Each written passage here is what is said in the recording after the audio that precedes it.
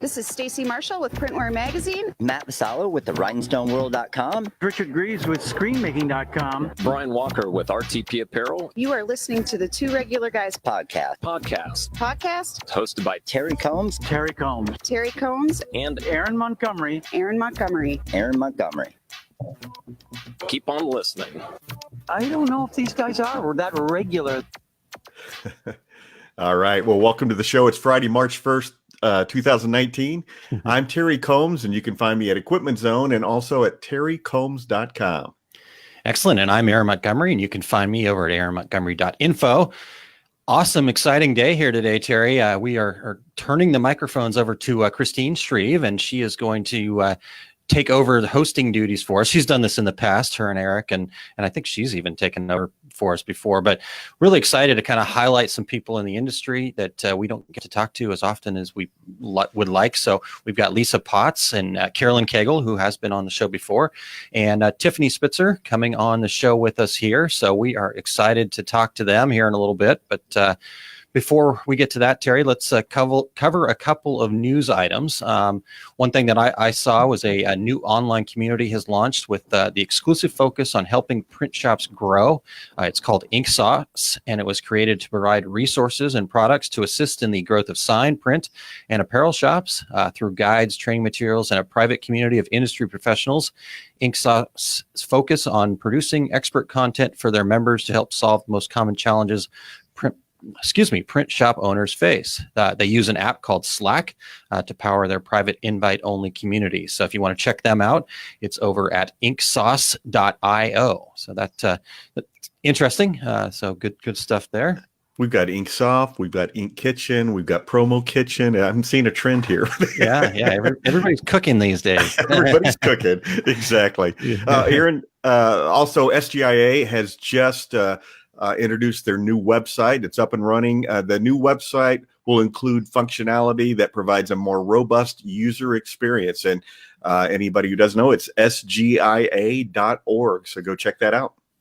Excellent. All right. Well, we have some people already checking in live today. So Cindy, good morning. And Cheryl, good morning. Been a little bit since I've had a chance to talk to Cheryl, so looking forward to catching up. Reminder, Terry, that we want people to participate in the 5 things, and so we've kind of changed that up a little bit, where it's not just us every week. And so, if we don't have anything, we're not doing the 5 things. So if you want 5 things back, you got to participate. And we've made an easy to fill out form. I mean, not going to take you more than about 5 minutes. And so it's at 2 regular guys, the number 2, right, Terry? The number 2 regular guys, the number 2, .com/5 things. And that's the number 5. All right. So we've got all of our guests in the lobby, Terry. So we are good to go. All right. Super. Hey, we want to go ahead and thank our regular listeners and any new listeners tuning in today. If you have an idea for a future show, go to our Contact Us page at 2 regularguys.com. Reach out to us on social media. We are everywhere as 2 Regular Guys. If you're catching the live video via Facebook Live, please jump in and participate. And Aaron, with that, let's hear a word from our new gold sponsor. Yeah, if you could share that while we get, I don't think the video is going to play. We've got too many people in the lobby here. So just, gotcha. Share with us about them. Sure. This episode of the 2 Regular Guys is brought to you by Brighton Leap, makers of the Reggie Award-winning In Brilliance embroidery software. Embroiderers, you should know Brilliance is different. You don't need dongles, licenses, or to trade activations for every user. With Brilliance, one license runs every computer in your shop. Brilliance runs natively on both Mac and Windows computers, and a single license lets you install for both Mac and Windows users. The modular system lets you buy only what you need. If you need lettering, sizing, and coloring, you can get just that. If you want full-blown top-shelf digitizing, you can get that too. And every tool runs standalone or as a part of the unified platform. Brilliance is flexible. You can even improve the way existing designs run while reducing the stitch count, all from the expanded stitch files. Check out their software for yourself at embrilliance.com. And just for our 2 Regular Guys listeners, you can enter the code 2RG. That's the number 2RG at embrilliance.com/store for 10% entire purchase discount. And thanks again to Brighton Leap for this support. Though they are our gold sponsor, we still have other sponsorship opportunities available, and check that out at 2regularguys.com/sponsorship/ that was long, Aaron.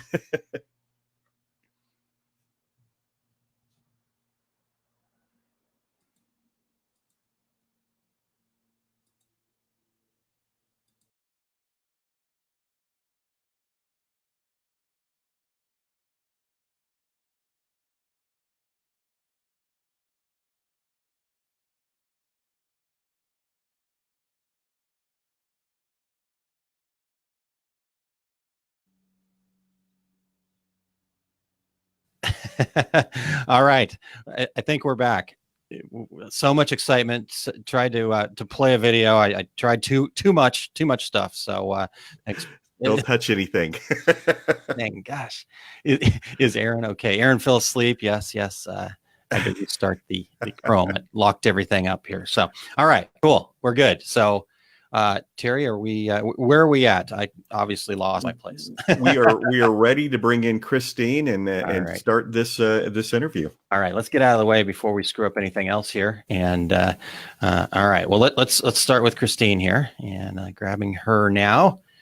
Kristine, all right. Hello. I like that you're assuming that I'm not going to screw things up. So that bodes well for me, I think. Yeah. We have a checkered history. So yeah, but hey, I got in before we started this time, so I think that's a good sign. Exactly. Nice. Well, Kristine, while we're kind of getting the rest of this going here, maybe you could give the listeners maybe a little bit of a quick history about what it is that we're trying to do today, how this kind of all started, and then I will bring your guests in, and Terry and I will slide out of the way. Okay. Basically how this started is there was a commentary over a certain trade show, not going to name which one, where it was noted that all the speakers were men. And somebody brought that up and said, why are there not women speakers? And the response was a little like, well, women are coming to the conference, and it's, yes, women are coming to the conference, and that's lovely, but it's not really the same thing as presenting women as experts and knowledgeable in the industry. And that started me thinking, and I thought it would be an interesting subject to discuss. What's it like to be a woman in the industry? Do we encounter problems? Do we not encounter problems? Mm-hmm. How are women supporting each other? And how are men working to be allies with women to advance everybody's cause? Yeah. And so I just thought it'd be interesting to get a group of women who have varying points of view in the industry and see what they thought and just talk about some of these issues.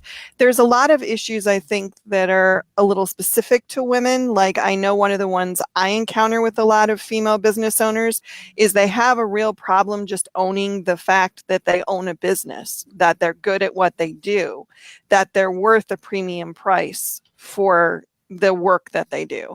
So I wanted to just bring some of these issues out there and talk about them. And I thought talking with other women would be a good way to do that. It's one thing for me to just sit here and say, well, these are problems, but I think it has more impact if it's a group of us. Yeah, so, absolutely. Well, and cool. I do also want to say that, obviously we're not here to bash men, and we're not saying that men are not allies and men are not good. That's not the point of this at all. Obviously, this is your show that you're offering your platform to us to talk about this, and we appreciate it. Well, but I just wanted to get that out there because okay. I think sometimes when discussions like this happen, people interpret it that way, and that's not the intention at all. Yeah, definitely. Well, thank you for saying it's our show. It's actually everybody's show. We're just blessed to have this great community. A coup I didn't want to let you know, but I'm taking over. All right. Well, Terry thought Eric was going to take over his spot. I know. Scary. No. Okay. Well, all right.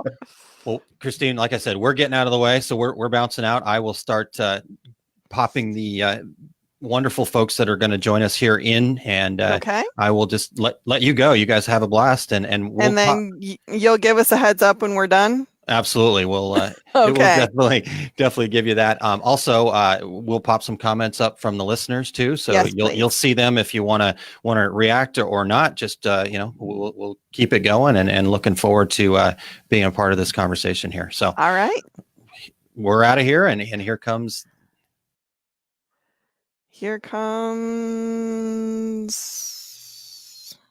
surprise. Here we go. Tiffany. Hi, Tiffany. Hi, Lisa. Hello. Hi. And let's see. Where's Carolyn? Oh, I see her name. There she is. Yay. Hi, ladies. Thank you for chatting with me this morning. Just so everybody knows who we're talking to today, and I feel like I'm getting out of my bubble here. Tiffany Rader Spitzer is the former special effects screen print contract print shop owner. That's really hard to say. The shop is called Elusive Butterfly. Love that name. Current speaker and consultant with Redheaded Step Shirt. Also love that name. An operations and technical products manager for Rotor Industries. Am I saying that right? Raider Industries. Okay. And you're also a member of the SGI Women in Print Council, which I didn't even know was a thing. So I've already learned something today. That's very cool. And the SGIA Sustainability, Safety, Health, and Personnel Council. And then we have Lisa Potts, who is the creative project instructor for the Rhinestone World. She teaches apparel decoration and design through TRW's YouTube channel, webinars, and trade shows, and also their blog as well, I believe. I saw some really nice articles you did. And Lisa has specialized in the craft industry, making herself one of the premier instructors of Silhouette Studio and gaining a large following through the TRW YouTube channel. And then we have Carolyn Cagle, and I'm going to pronounce the name of your company wrong. You know this, Carolyn, because it's Stricky, right? No, it's Strick. Strick. I always do it wrong. Sorry. That's okay. She owns Strick Embroidery. She does a lot of fabulous work with creative stuff like coats and upholstery and chairs and just amazing work. And you've been in the industry how long now, Carolyn? The family's been in the industry for we figured about 45 years. Oh my Lord. I've been doing it for about 20. Okay. So a good long time. So you guys have probably saw the little bit where I was just talking about what we're trying to do here, and I appreciate you all being a part of it. And I think the first question that we need to ask is the one that's the title of the podcast. Is it different if you're a woman in the industry? What has your experience been with this? Do you feel like you're treated differently because you're a woman, or do you feel like you've just had the same experience you would anyway? Is that, you're all looking at me like, wow, that's a big question. I kind of think in the screen print industry, it's a little bit of both. Okay. I don't think I've ever been turned away from the table, but I also haven't been immediately offered opportunities that others less experienced have been offered. And there's no way to know whether that's because I am female and they are male. But I think that it's welcome. You're always welcomed. Like I said, I've never been turned away. Right. Okay. That makes sense. Lisa, what about you? Well, I'm, I'm fairly new to the industry. I've been in the industry 4 years. I personally have not seen a whole lot of difference between being male or female. I think part of what goes into it is having good allies. Matt from the Rhinestone World is a great proponent for all of us. He gives us so many opportunities. And I've always been the type of person that I know my value. I know what I'm capable of. And I just push through it, So I've been able to teach at many conferences, do a lot of different speaking engagements. And I think that's one of the reasons why I was able to win one of the Reggies this year, is because I put aside what my gender was and just put forward what I can do. So you have a really strong belief in yourself, and that kind of propels you a little bit. I think so. Yeah. Okay. Carolyn, what about you?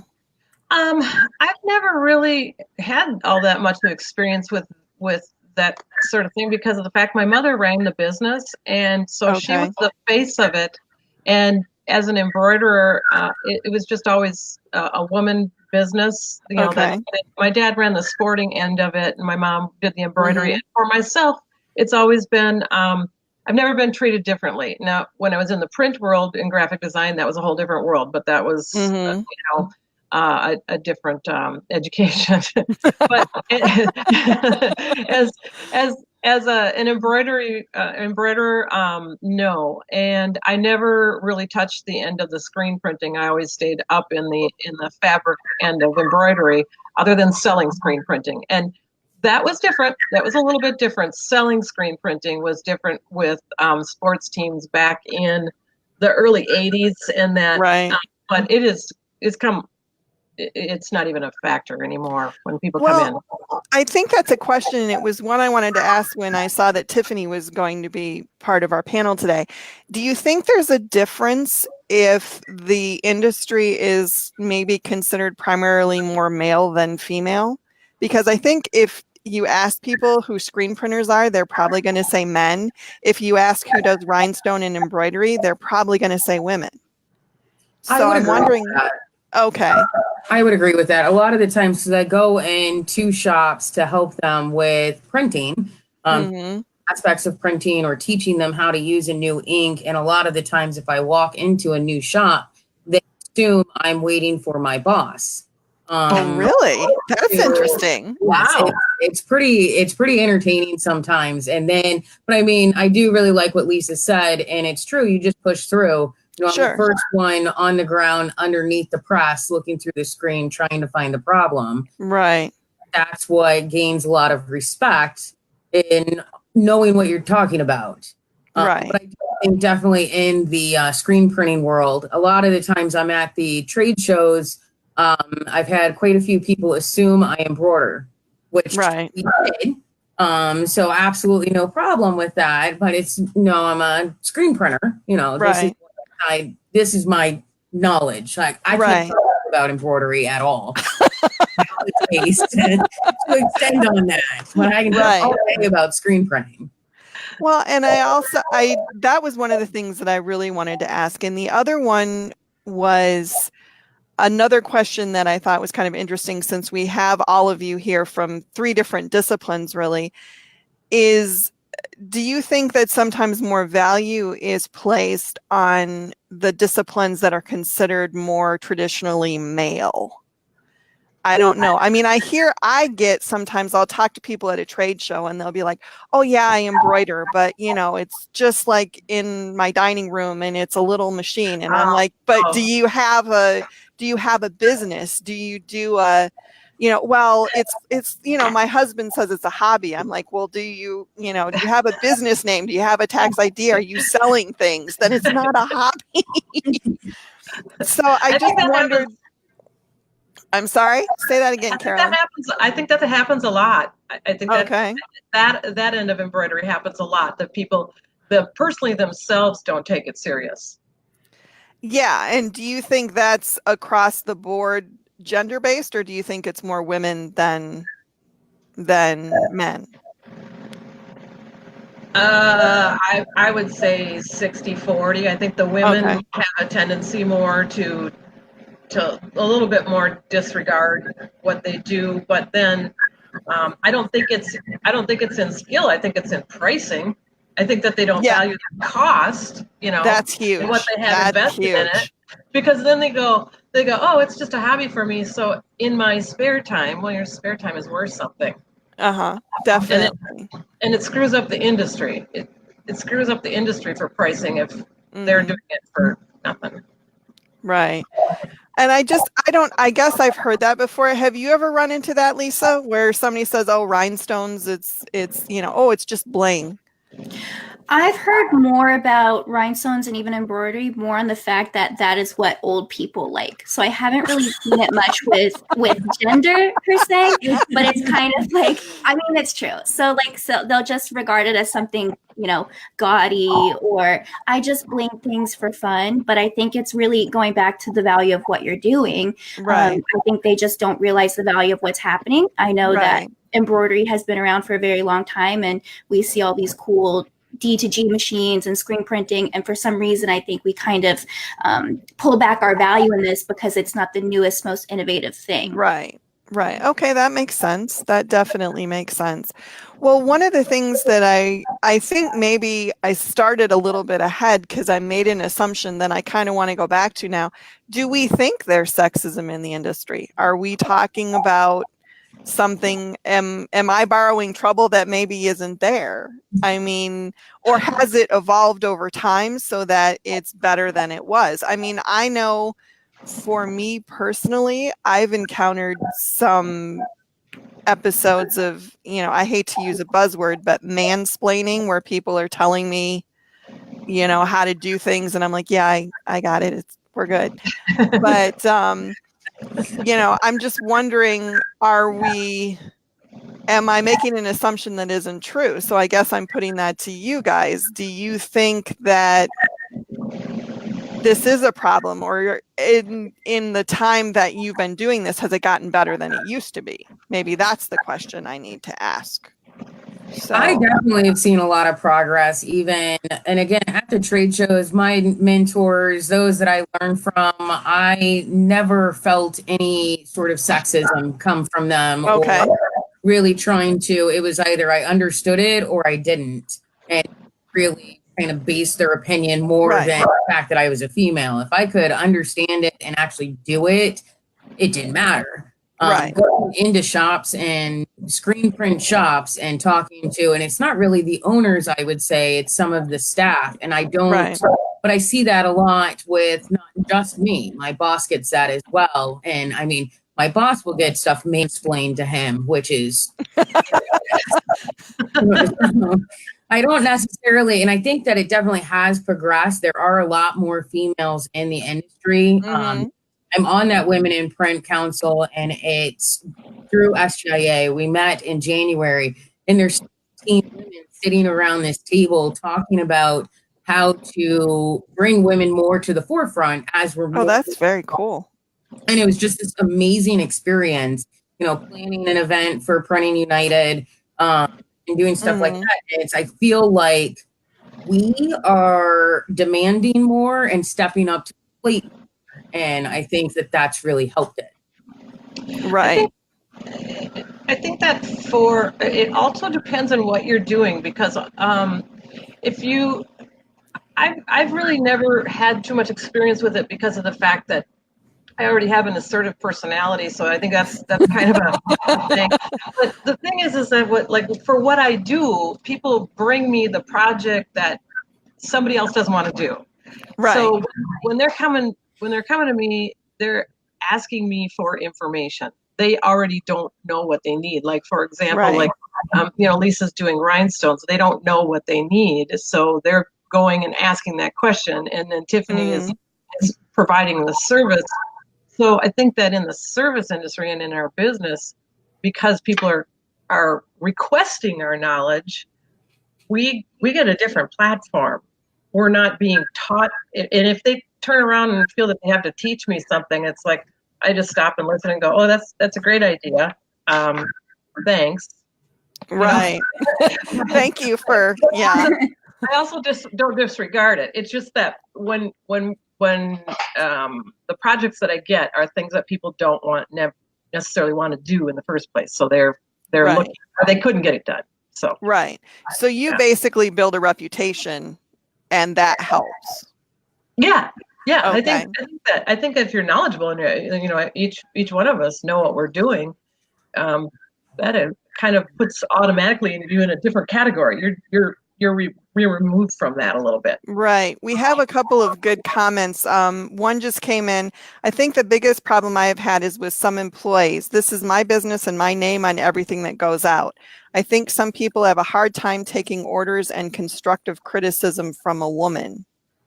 That's an interesting perspective. Yeah, I read that when I had my screen print shop, for sure. It was, and just happened to be men that had been in the industry for a very long time, very much valued their opinion and how they did things, but I write your checks. So we're there you go. There you go. That's the answer. That's exactly.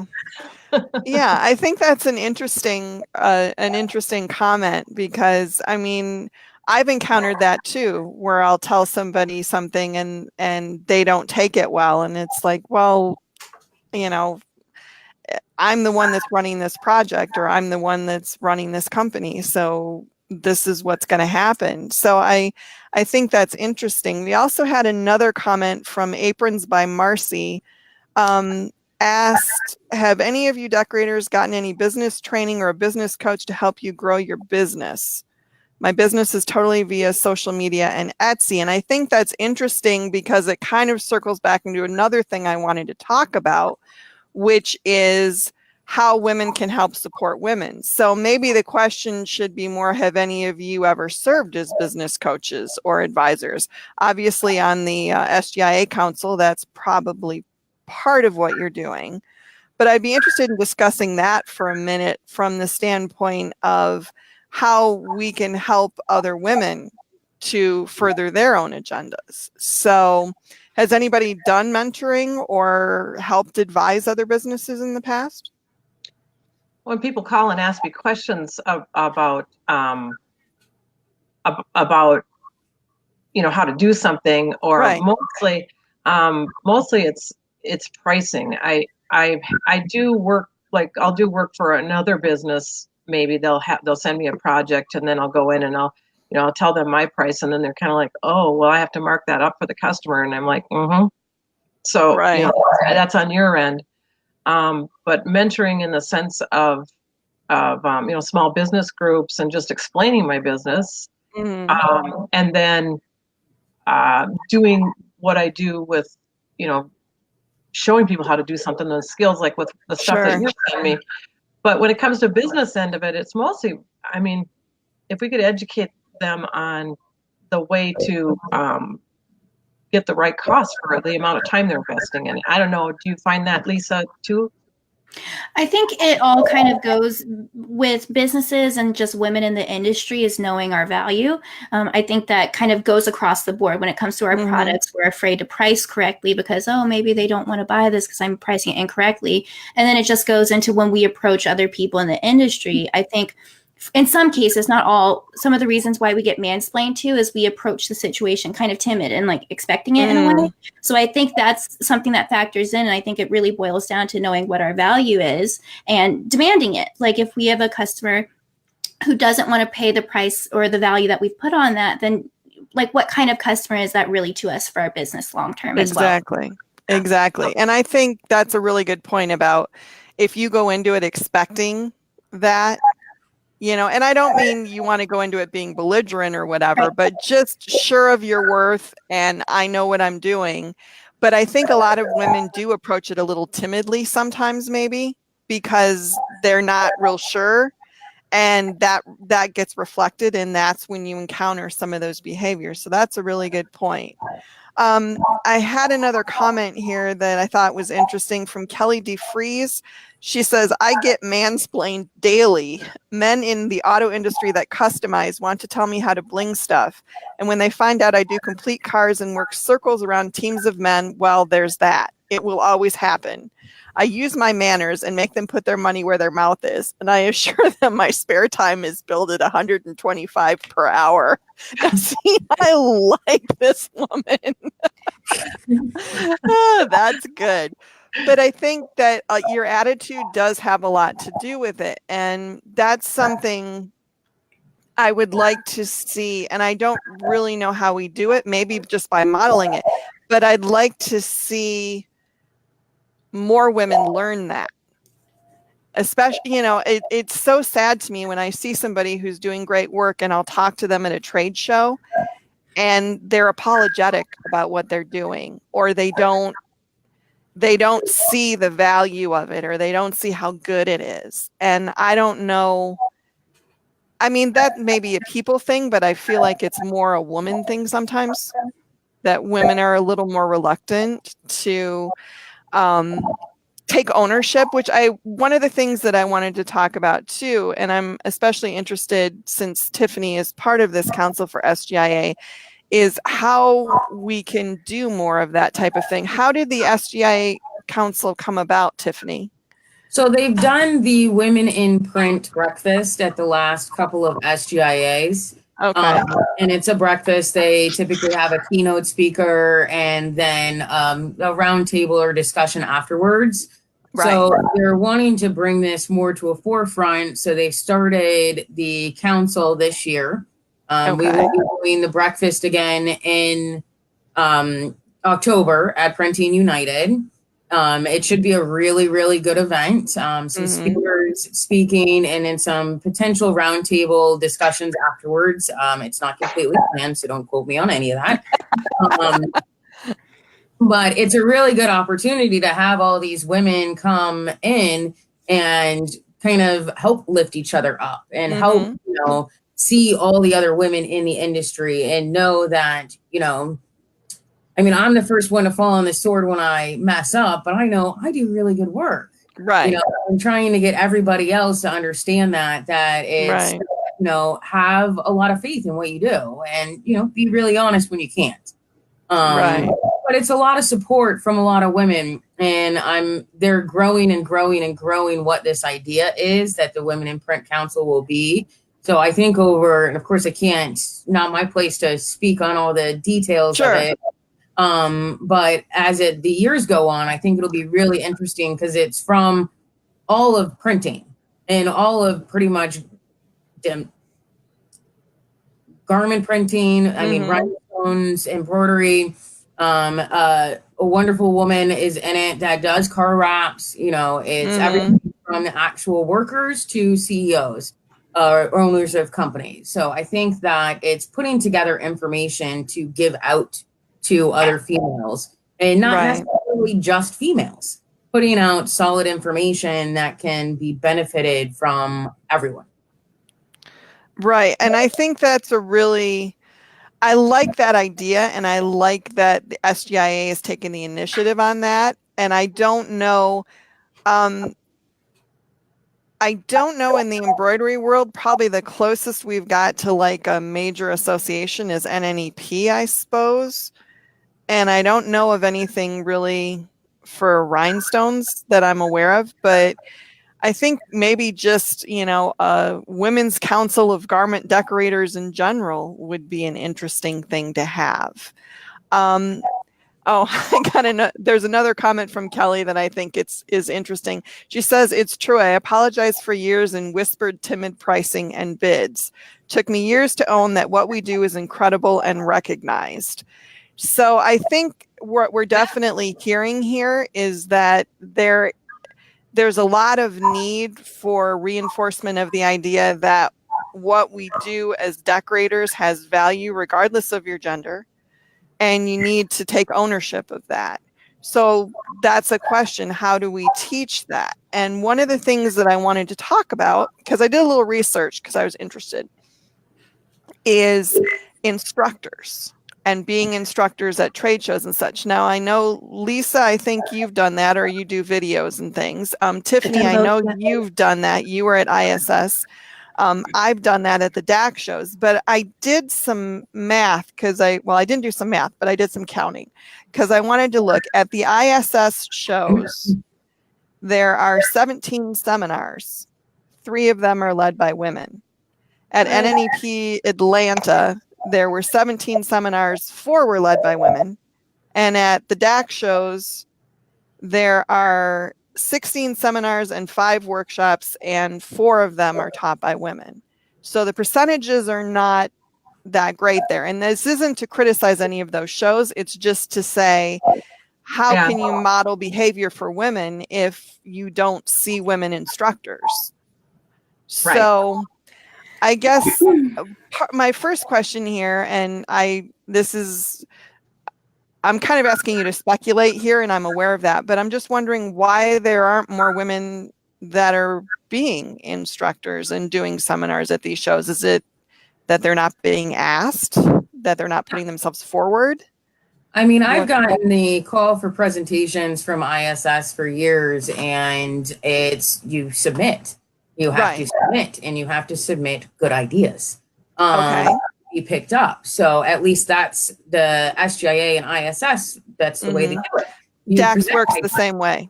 Yeah, you have to submit an idea. Yeah, you submit an idea, and if you have a good idea, they pick it up. I think that some of it is you have a lot of experts that have been in the industry and they've spoke at these shows for very, very long time. Yes. And I think that some of it is there's like a following after a while for the speakers, just like I'm sure, Lisa, you see with the YouTube videos that you get people that follow that one trainer around. And so there's high demand. So they're not, they bring in new people all the time, them female, but those old trusty, not old, but no, let's go with old. Ones that have been around for a while, they have a following. So, and you need seats for the show. So I think that's part of the reason that there's not as many women. We're not submitting. And because we're not submitting, we're not getting in front of people. And because we're not getting in front of people, we're not putting butts in seats. And I think one thing that I would like to point out too is I run in slightly different trade show circles. So I do the Everything Embroidery Market, I'll do applique conferences, I'll do All Things Silhouette. And with those shows, you see exactly the opposite, actually. I think we have Richard from sewingmachine.com, sometimes Heat Press Nation, and then sometimes the guys from Caesar will teach. And then it's a huge shift in women instructors as well. So I think it also kind of depends on the shows that we go to. As much as we don't want to admit it or whatever too, I think a lot of times these bigger shows like ISS and DAX show, a lot of the women in the industry have children at home. So when we go to the smaller craft shows, they're easier to get home and get back, So I think that is a factor to put in as well. Okay. And that's fair enough. And I hadn't really thought about that, but depending on, because we do quilt shows too. And you're right. The ratio of instructors at quilt shows is more heavily weighted toward women. So that's a very good point. That's an automatic, that's a different, for an embroiderer myself, that's something that me is like, do you want to teach a class? And I'm like, well, so I don't do home embroidery, I do industrial. And they're like, oh no, like I'm quilting. And I'm like, I'm not a quilter. It's like, that's just like, I'm not a quilter. But that is something that in the industry for like the DAX show or something, if they had, like for me, I didn't realize that I could submit and say, okay, I've done these really bizarre projects and here's how to attack that, or even how to get that customer.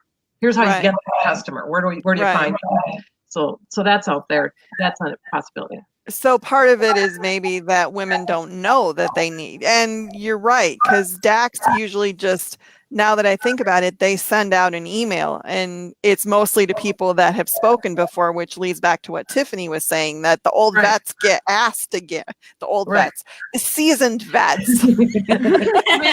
Maybe there needs to be that introduction somewhere on that says, do you have something that you'd like to see, that you'd like to present? Right. I mean, open it up for the ask. So like that's entries.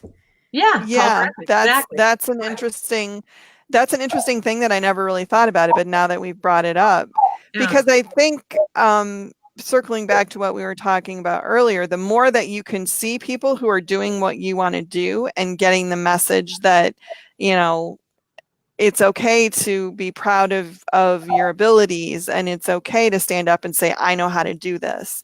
And it's okay to demand your value. And, I mean, there's nothing more heartbreaking than being in a booth and talking to some woman who does really good work and she's barely making it. And it's because she just doesn't have the confidence in what she's doing to charge what she needs to charge. So I guess that's another question is, what do we do to get that message out there? I mean, we're all communicators. We all do, seminars, we write blogs, we do these kind of things. Is it just doing more of this kind of stuff? Is it, should there be like a women in garment decoration council? How do we educate people out there, to women out there, to take pride in what they're doing? I don't know. I guess I'm throwing a kind of really vague question out there at you guys, and I'm sorry about that. But the reason that I wanted to do this and I wanted to talk to you guys, and I'm so glad that you're all here, is because I think it's really important. Yes. And I'm just trying to figure out, so we're sitting here and we're all educated, successful people who are doing good work in the industry. How do we extend what we know to other people? I don't know. Is it worth trying to form a group like the SGIA group? What do you guys think? One thing go ahead. No, go ahead. Okay. One thing that I've noticed, and granted, with a grain of salt, I'm probably the newest in this industry. I have noticed among women in the industry is that we kind of tear each other down. I've been at a trade show and I've heard other women speak of another woman, and instead of the content of her class, it was she wears too much makeup. I don't like the way she talks. So I think that we've kind of inadvertently created a divide. I think first and foremost, we should unite as women and say, hey, we are capable, we can do these things. Right. And I don't see any problem with bringing men as allies with this. I think Matt's been a great proponent for me in the industry and to give me all the opportunities that I have. Like, he did not have to put me on our YouTube channel, but he did. So I think the first thing is just like empowering women not to tear each other down. I don't know if it's our insecurities, but I hear it all the time, and it's, it's a little discouraging. And so why would we want to make a coalition when we're just going to be in a room with a woman who's going to insult my hair, So yeah, that's a good point. That's a big thing to put together is that we're a team, and that's how we forward ourselves to excel in this field. Right.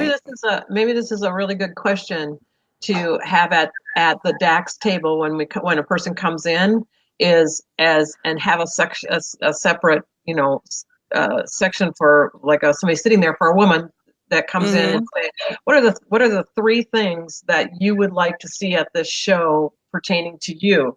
You got your audience, they're coming in the door, and then literally ask them that, because you don't know if they're wandering around searching for that question, and we all have the same question. It'd be nice to kind of group it together. You got everybody there. So, what are the three things? And if they're interested in a startup group of that sort.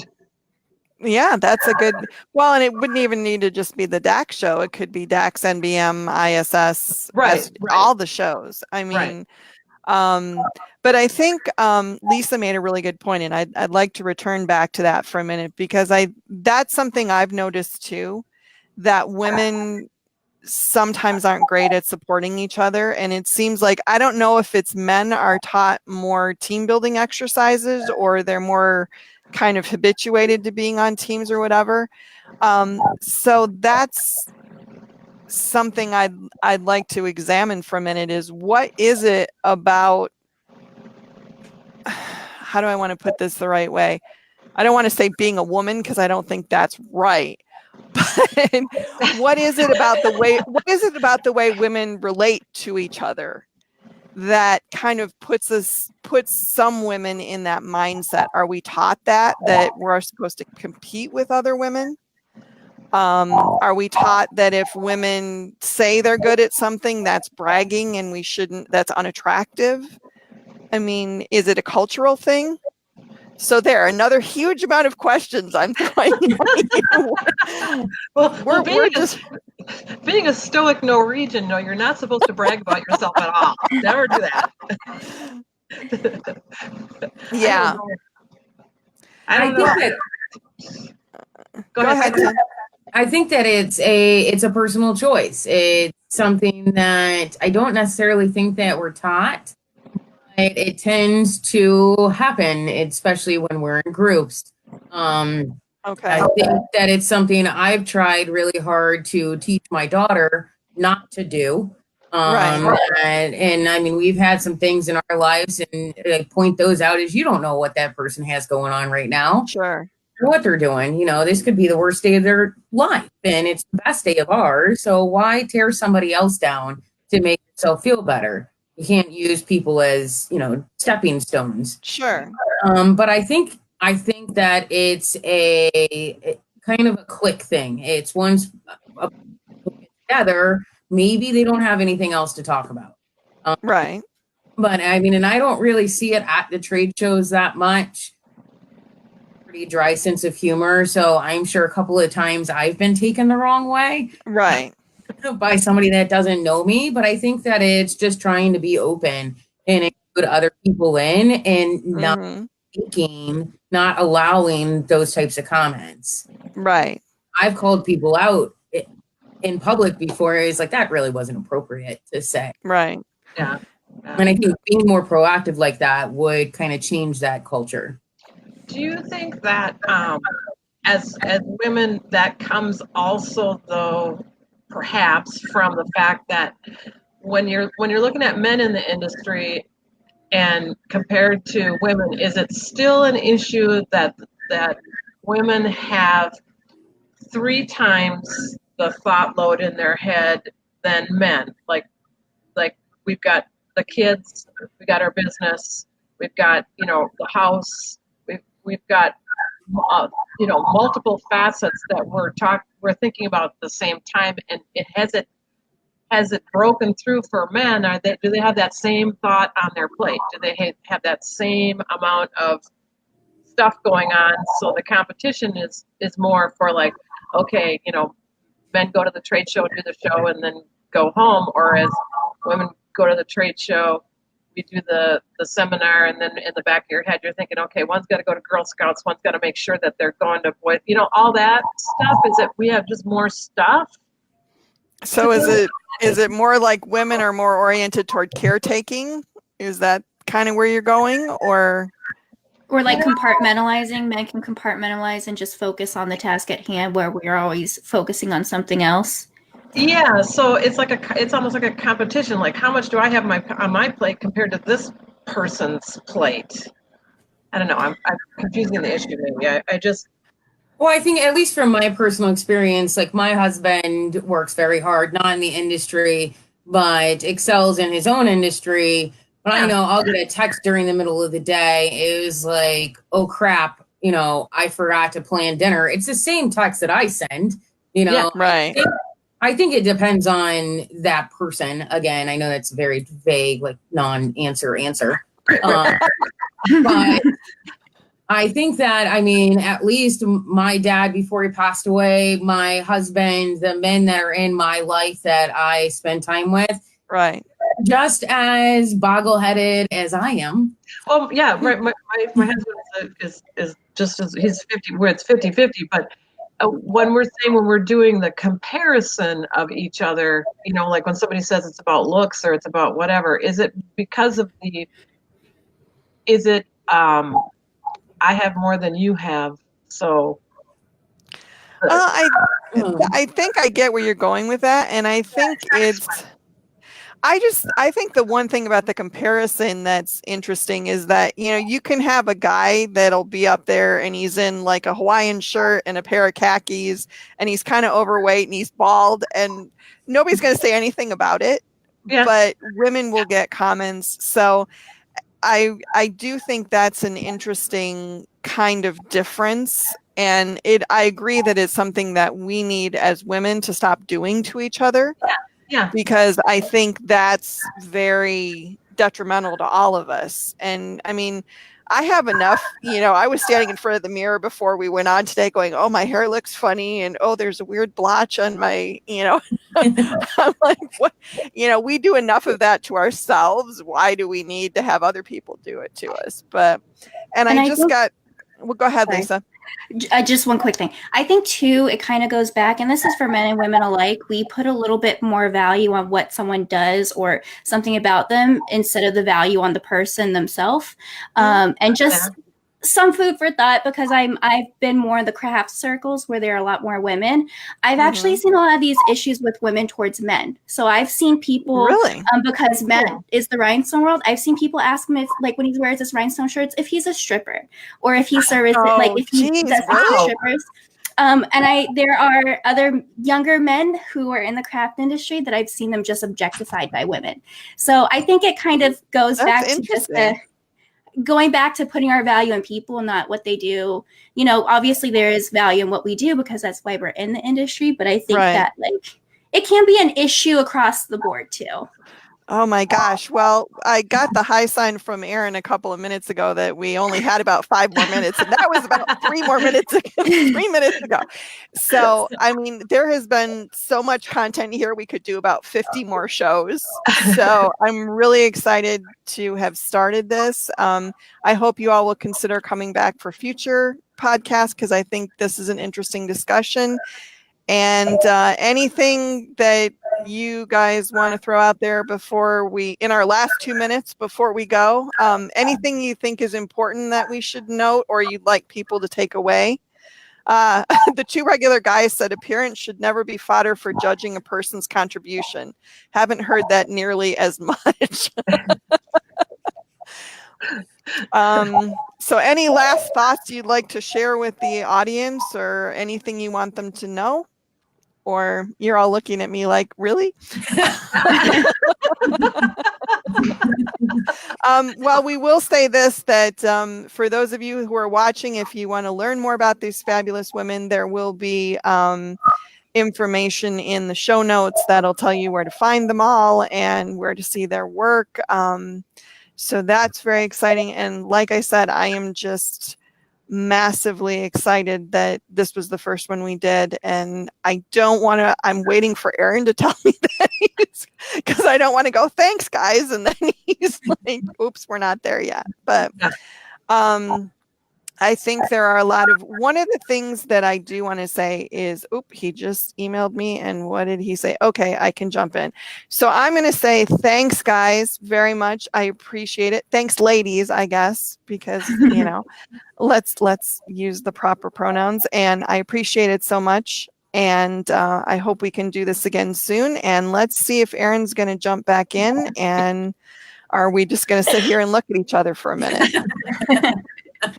All right, I am back in. Sorry, unfortunately, there's only 4 slots in this thing, so that's why I was waiting. I didn't want to, and Kristine was the one at the end, so she's the one that got kicked out. So we'll grab her back in just a second, because I want her to tell us where people can find her. But let me do this. Carolyn, I'm going to start with you. Carolyn, share with people where they can find you, where they can find more information about you, contact you if they want to discuss this or anything else that you do more. So start with you, Carolyn. Well, my business name is Strict Embroidery, and I have a Facebook page. I'm working on rebuilding my website, and then my email is strictknits@gmail.com. There are a few things wandering around from my past. You can always Google me. There's stuff out there. But if anybody wants to email me and ask me particular questions about how something was done, not a problem. Absolutely. Great stuff. Okay, Lisa, how about you? I am under The Rhinestone World with Matt Vasallo, so you can find me at The Rhinestone World on YouTube. And then my email is lpotts, Potts, at therhinestoneworld.com. Excellent. And then Lisa, congratulations on the Reggie Awards. Those Thank you. The plaques and mugs are finally on their way. So I was a little behind this year. So it's okay. Awesome. Tiffany, how about you? Can you give us where people can find more information about you and where they can connect with you at? For sure. I am out of Orlando at Raider Industries, and I can be reached at Raider Industries or at redheadedstepshirt.com. Excellent. So neat. Awesome. Well, you guys, like Kristine said, unbelievable, amazing discussion. Please go check out all the comments and feedback inside the video, because I think just wonderful stuff. And like Kristine said, we can't wait to have you back. And this is not a one-time quick thing. This is something that Terry and I feel is important in general for the industry. So we are excited to welcome you back soon. Thanks. Thank you. Thank you. All right. Good deal. So I'm going to grab Kristine back here real quick, as well as my partner in crime, hopefully. There we go. There's Kristine. Kristine, welcome back. Hi. Hi. So Kristine, and let me fix the view here because it's just not right. We need to have you be the lead there. Okay. Kristine, where can people find out more about you and contact you and continue this discussion? I am the director of marketing for Enmart. You can find me on the Enmart Facebook page. Kristine, Kristine .Shreve, SHREVE at mynmart.com is my email. I write for Printware, so you can find me there. I blog at Threaducate and Subla Stuff, so you can find me there. And I occasionally show up here as well. Yes, you can find her at Two Regular Guys as well. So, Kristine, like you mentioned, and when we first started talking about this particular thing, this is definitely not a one-time gig. I mean, like you mentioned, I think you just scratched the surface barely. So, oh my goodness. Yeah. We'll kind of circle back after this is done offline here and kind of talk about ways to make this continue this basically. And so thank you so much. Thank you. Very grateful for all that you've done for the Two Regular Guys podcast and the industry, and for bringing this fantastic group of young ladies together to discuss today. Well, thank you for lending us your platform. We appreciate it. You're very welcome. All right, Terry. Right. Well, that was outstanding. I mean, that was a great show. Yeah, the comments going back and forth, and then the comments that you and I had going back and forth. We don't get to do that very often, to kind of just partake and listen and kind of take it all in. So that was fantastic. Between you and myself and Eric having a conversation in the background about the show, it was tremendous. And but I do think, Aaron, that apparently you and I, or at least me, are one of those seasoned vets speaking at the trade shows. Yes, old and crusty, right? Industry veteran. That's the kind way to put it. Nice, yeah, for sure. Well, I mean, just some fantastic points about things, across the board. I took a lot of things. I don't have my legal pad like you, Terry, and I'm not going to make fun of you for it, but because apparently that hurts your feelings. That's an inside joke.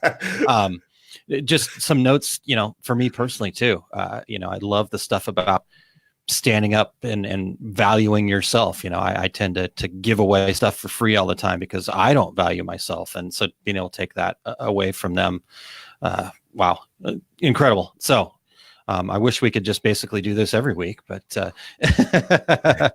fortunately, we'll have to schedule it again very soon. Yeah. Fortunately, we've been going for 7 years. I think we plan to go for many more years. So there's going to be lots of opportunities. And But I think at least quarterly, Terry, I think this is important. I agree. All right. Good stuff. Well, Terry, let's wrap it up here.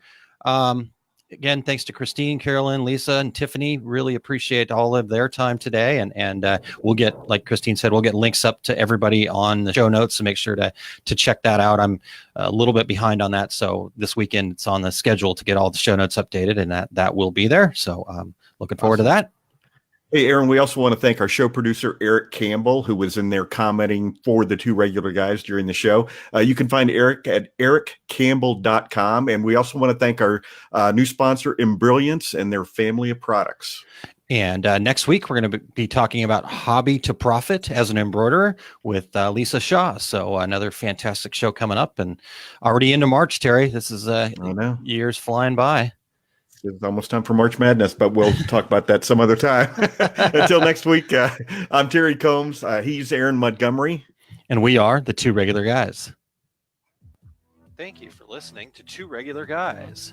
Check out our website at tworegularguys.com. That's the number 2, regularguys.com.